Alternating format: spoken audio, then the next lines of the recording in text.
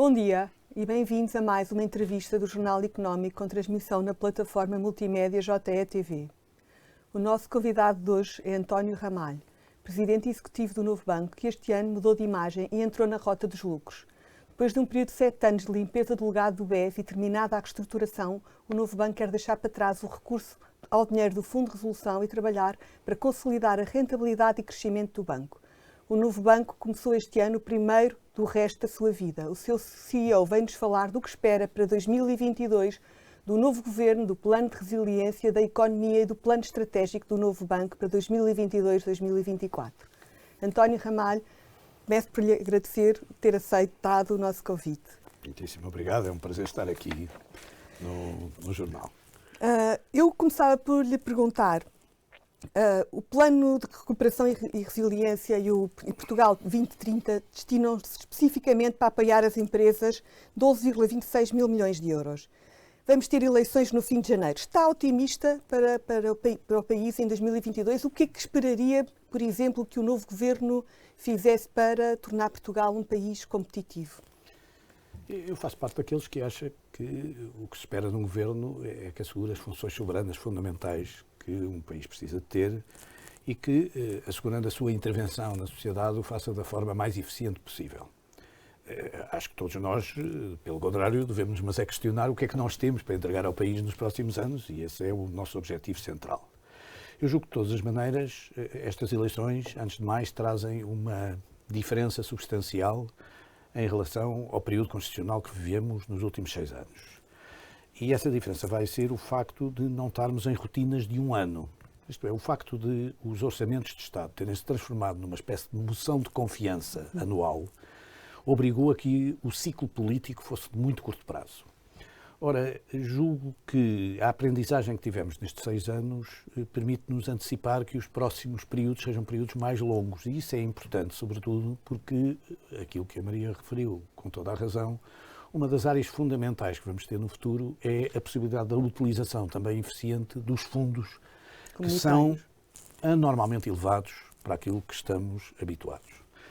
Primeiro, porque têm uma dimensão significativa, na totalidade estamos a falar de mais de 60 mil milhões, mas sobretudo têm perspectivas diferentes, porque têm objetivos que estão muito bem focados em objetivos concorrenciais europeus, portanto são objetivos à escala europeia e não apenas objetivos nacionais, e segundo, porque intervêm de forma muito diferente na sociedade e, sobretudo, são fundos, alguns deles, de aplicação muito rápida. Isto é, sobretudo os fundos provenientes do PRR, porque foram uma resposta dada à nossa conjuntura de crise, obrigam, digamos, a uma aplicação, uma execução muito rápida. E se bem que Portugal seja um país que tem um belíssimo track record, ao contrário do que se diz, na aplicação de fundos, também é verdade que normalmente perdemos algum tempo no debate anterior e depois executamos-nos muitíssimo bem no final do período. Desta vez o final do período começa antes. Começa logo no início.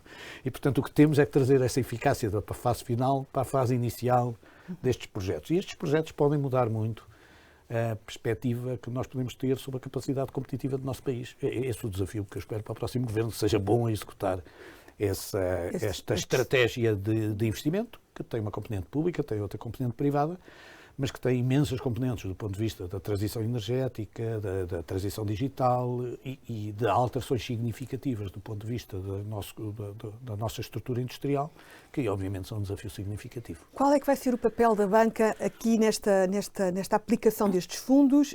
E sendo o Novo Banco um banco de empresas, o que é que o banco espera que seja feito ao nível da capitalização das empresas, que tem sido uma das coisas apontadas como uma das fragilidades do tecido empresarial e indiretamente depois que traz maior risco para o crédito da banca?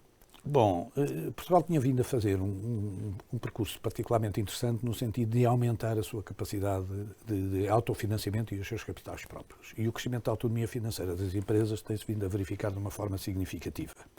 Isso deve-se a 2 aspectos fundamentais. Primeiro, porque a desalavancagem das empresas foi uma realidade quer pretendida pelos bancos, quer obtida pelas empresas.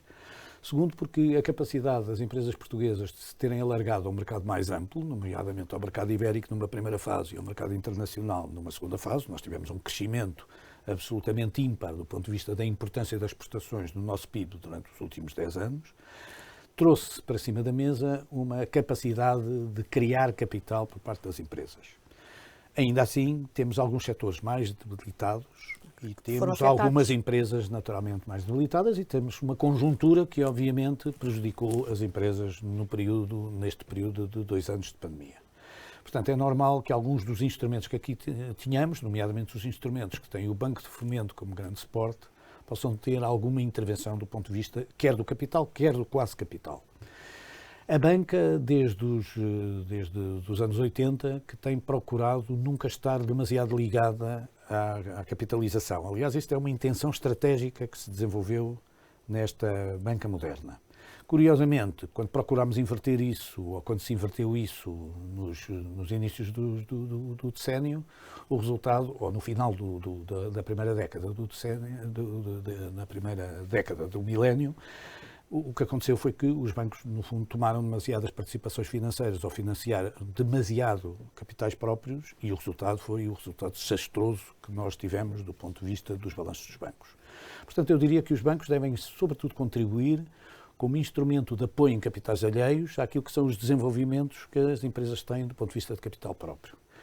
E devem, nesse sentido, ser exigentes e determinar uma política de gestão de risco que ajude as empresas e os empresários a tomar as suas decisões. E depois tem uma terceira coisa que é fundamental, é a banca nunca pensar que é empresária e os empresários nunca pensarem que são banca. E essa divisão de funções é uma divisão particularmente útil. Vamos agora fazer um breve intervalo e regressaremos já de seguida.